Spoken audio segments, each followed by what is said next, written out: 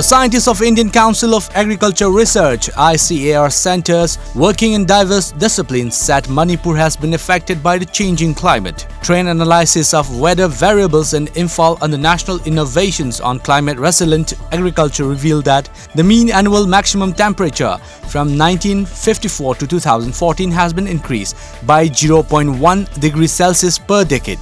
Stating that as evident from the last 30 years climate data analysis, precipitation rate in northern parts is expected to increase, the scientists said. The southern districts are expected to experience higher temperature than that of northern districts.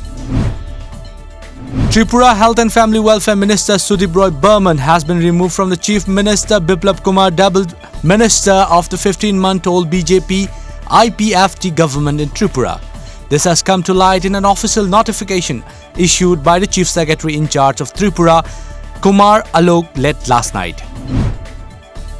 Mizoram's Joram People Movement (JPM), an alliance formed by 6 political parties, yesterday decided to merge into a single political party.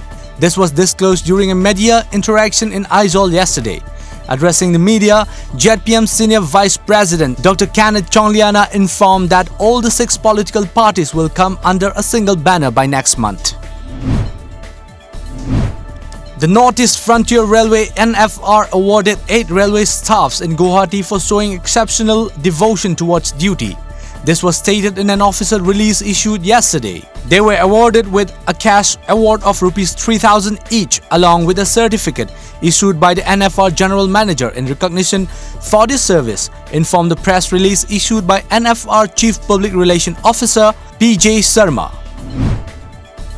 The 15th Finance Commission will visit Meghalaya from June 3rd to 5th to review different aspects of the state's finance prior to making its recommendation to the Union Government for financial devolution.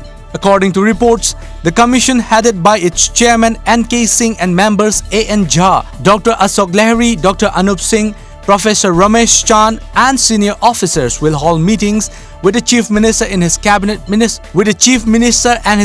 ministers along with senior officers of Meghalaya government. In Arunachal Pradesh, Janata Dal United has extended unconditional support to the Pema Khandu-led BJP government in the state. Briefing media persons in Itanagar today, JDU Legislative Party leader Teki Kaso said that his party will support BJP government in the state from outside without any condition.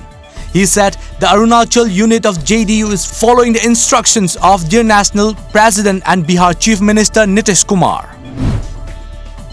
A leader of the Samajwadi Party was shot dead in Jaunpur by bike-borne assailants last morning, while another was shot dead in Noida this afternoon, adding to the list of murders of people linked to political parties in Uttar Pradesh after the declaration of the Lok Sabha election results.